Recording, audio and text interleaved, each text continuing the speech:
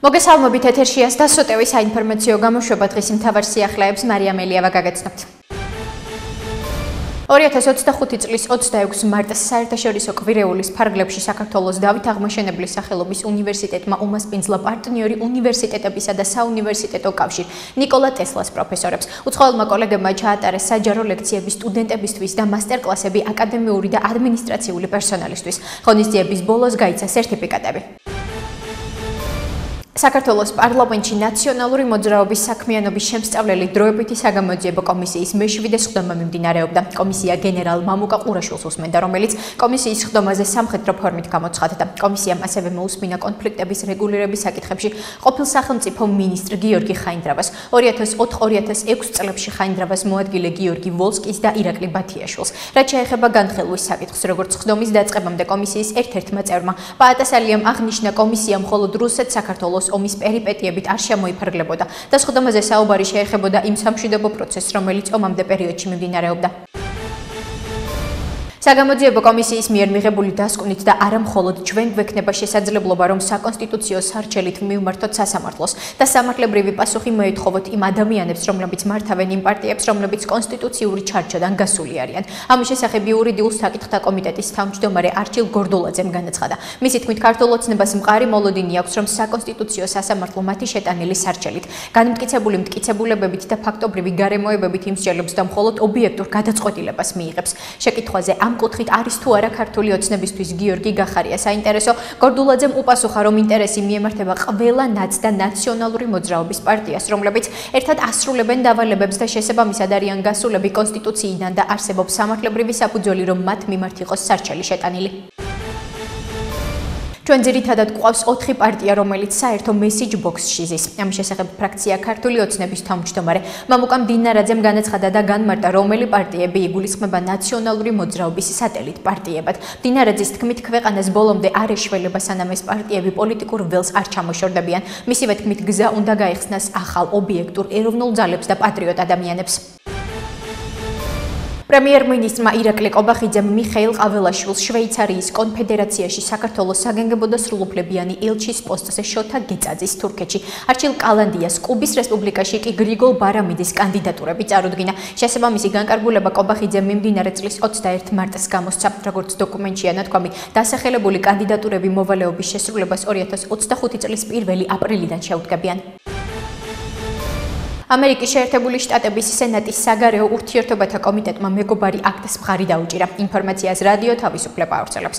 ამასთან ამერიკის შეერთებული შტატების სენატის საგარეო საქმეთა კომიტეტის ერთ-ერთი ლიდერი, სენატორი ჯინ შახინი აცხადებს, რომ მეგობარი აქტი არის მკაფიო მესიჯი. ჩვენ დავამტკიცეთ მეგობარი აქტი. ეს არის მკაფიო მესიჯი ქართველი ხალხისთვის. ჩვენ მხარს ვუჭერთ მათ ძალისხმევას, რომ დემოკრატიული მომავალი შეინარჩუნონ, განაცხადა სენატორმა. მისი თქმით, მეგობარი აქტი ითვალისწინებს სანქციებს იმ ადამიანების წინააღმდეგ, რომლებიც მშვიდობიანი დემონსტრაციების ჩახშობას ცდილობდნენ. სენატორი ხაზს უსვამს, რომ აქტს აქვს ორპარტიული მხარდაჭერა. მთავრობა პატივს არ სცემს კონსტიტუციას და ქართულ ტრადიციებს. იმედი გვაქვს, რომ ჩვენ ამ გადაწყვეტილებაში ხალხი დაინახავს პოზიტიურ სიგნალს და ჩვენ მათ მხარს ვუჭერთ. ეს გულისხმობს სანქციებს იმ ადამიანების წინააღმდეგ, რომლებიც ცდილობენ მშვიდობიანი დემონსტრაციების ჩახშობას და მასაც აქვს ორპარტიული მხარდაჭერა, განაცხადა შახინმა.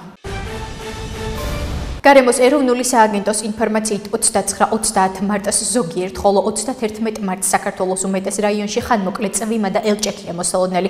მათივე ცნობით თბილისში 29-30 მარტს უნალექო ამინდი იქნება, ხოლო 31 მარტს მოსალოდნელია ხანმოკლე წვიმა ელჭექით. აერის ტემპერატურა დღისით 22-24 გრადუსი დაფიქსირდება. დასავლეთ საქართველოს მთიან რაიონებში 29-30 მარტს ზოგან შესაძლოა მცირე წვიმა აღინიშნოს, ხოლო 31 მარტს უმეტეს რაიონში გაწვიმდება. აერის ტემპერატურა დღისით 22-27 გრადუსი დაფიქსირდება. 31 მარტს კი 15-17 გრადუსამდე დაიკლებს. საქართველოს ენერგეტიკისა და წყალმომარაგების მარეგულირებელი ეროვნული კომისიის თავმჯდომარე დავით ნარმანია საქართველოს პარლამენტის ევროპასთან ინტეგრაციისა და დარგობრივი ეკონომიკისა და ეკონომიკური პოლიტიკის კომიტეტების ერთობლივ სხდომაზე მოხსენებით წარსდგა. ამის შესახებ ინფორმაციას სემეკი ავრცელებს. მათივე ცნობით ნარმანიამ ისაუბრა ენერგეტიკისა და წყალმომარაგების სექტორებში მომხმარებელთა ინტერესებისა და მომხმარებლის უფლებების დაცვის შესახებ საქართველოს კანონის აღსრულების საკითხზე. დავით ნარმანიამ კომიტეტების წევრებს დეტალური ინფორმაცია მიაწოდა ენერგეტიკისა და წყალმომარაგების მოლაპარაკების სექტორებში მომხმარებელთა უფლებების დაცვის კუთხით არსებული სამართლებრივი ჩარჩოს, მომხმარებელთა საჩივრების კლასიფიკაციის, მოწყვლადი მომხმარებლების დაცვის მექანიზმებისა და მომსახურების ხარისხის სტანდარტების შესახებ. ნათქვამია გავრცელებულ ინფორმაციაში. აფხაზეთის ავტონომიური რესპუბლიკის მთავრობის თავმჯდომარე ლევან გალობლიშვილი საქართველოში იტალიის რესპუბლიკის საგანგებო და სრულუფლებიან ელჩ მასიმილიანო ანტუონოს შეხვდა. აღნიშნული შესახებ ინფორმაციას აფხაზეთის ავტონომიური რესპუბლიკის მთავრობა ავრცელებს. მათივე ცნობით გაცნობიტი ხასიათის შეხვედრა აფხაზეთის განათლებისა და კულტურის სამინისტროში გაიმართა. მთავრობის თავმჯდომარემ და ელჩმა ვალერი არქანია სახელობის არტ გალერეაში გამოფენილი აფხაზეთიდან დევნილი მხატვრების ნამუშევრები და სოხუმის კონსტანტინე გამსახურდია სახელობის სახელმწიფო დრამატული თეატრის დარბაზი დაათვალიერეს. შეხვედრის ოფიციალურ ნაწილში ლევან გალობლიშვილმა ოკუპირებულ აფხაზეთში არსებულ ვითარებაზე და ადგილობრივი მოსახლეობის ძირითად გამოწვევებზე ისაუბრა. შეხვედრის ფარგლებში განსაკუთრებული ყურადღება გამოხილდა იძულებით გადაადგილებულ პირთა ღირსეული დაბრუნების საკითხზე და პროცესში საერთაშორისო პარტნიორობის მხარდაჭერის მნიშვნელობაზე. ახლა კი გაგაცნობთ უცხოეთის სიახლეებს.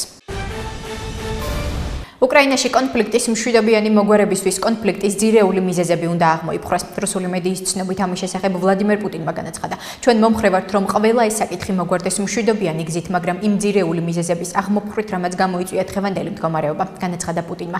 მისი თქმით, აუცილებელია რუსეთის უსაფრთხოების უზრუნველყოფა ხანგრძლივი ისტორიული პერსპექტივით. ამასთან პუტინმა დონალდ ტრამპზეც ისაუბრა და განაცხადა, რომ მას გულწრფელად სურს უკრაინაში კონფლიქტის დასრულება. კანადის პრემიერ-მინისტრ მარკ კარნის განცხადებით, კანადის ძველი ურთიერთობა შეერთებულ შტატებთან, რომელიც ეკონომიკის ინტეგრაციის გაღრმავებაზე, უსაფრთხოებისა და სამხედრო სფეროში მჭიდრო თანამშრომლობაზე იყო დაფუძნებული დასრულდა. BBC-ს ცნობით, მინისტრთა კაბინეტთან შეხვედრის შემდეგ კარნიმ ჟურნალისტებს განუცხადა, რომ კანადელებმა ფუნდამენტურად უნდა გადახედონ ეკონომიკას დონალდ ტრამპის ტარიფების ფონზე. მისი თქმით, კანადა აშშ-ის საპასუხო ტარიფებით უპასუხებს, რაც მაქსიმალურ გავლენას მოახდენს შეერთებულ შტატებზე. შეგახსენებთ, დონალდ ტრამპმა განაცხადა, რომ ამერიკის შეერთებულ შტატებში იმპორტირებულ ავტომობილებსა და სატრანსპორტო ნაწილებზე 25%-იანი ტარიფების დაწესებაც გეგმავს. ამერიკის შეერთებული შტატების ფედერალურმა მოსამართლე ჯეიმს ბოასბერგმა დაადგინა, რომ მესენჯერ სიგნალზე 11-დან 15 მარტამდე გაგზავნილი შეტყობინებები უნდა შენარჩუნდეს. ინფორმაციას BBC ავრცელებს. კერძოდ, მოსამართლემ დონალდ ტრამპის ეროვნული უსაფრთხოების გუნდის წევრებს უბრძანა, შეინარჩუნონ ნებისმიერი შეტყობინება, რომელიც გაგზავნილი ან მიღებული იყო სიგნალის აპლიკაციის საშუალებით 11-დან 15 მარტამდე. მოსამართლემ აღნიშნული გადაწყვეტილება ორგანიზაცია American Oversight-ის მიერ შეტანილ სარჩელთან დაკავშირებით მიიღო, რომელიც ამტკიცებს, რომ დონალდ ტრამპის ადმინისტრაციის ოფიციალურმა პირებმა, რომლებაც ომის გეგმების სიგნალზე განიხილეს, ფედერალური ჩანაწერების შესახებ კანონები დაარღვიეს.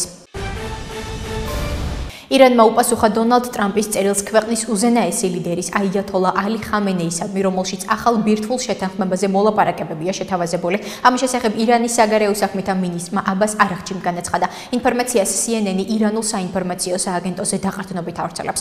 ოფიციალური პასუხი მოიცავს წერილს, სადაც ჩვენი შეხედულებების სტატუს კვოსა და ბატონი ტრამპის წერილთან დაკავშირებით სრულად არის ჩამოყალიბებული და გადაცემულია მეორე მხარისთვის. განაცხადა არაღჩიმ და დასძინა, რომ წერილი ომანის საშუალებით გაიგზავნა. საგარეო საქმეთა მინისტრმა გაიმეორა ირანის პოზიცია, რომ არ აპირებენ პირდაპირ მოლაპარაკებებს, სანამ ქვეყანა სამხედრო საფრთხეებს და ზეწოლას ექვემდებარება და რომ მხოლოდ ირიბი მოლაპარაკებები შეუძლიათ.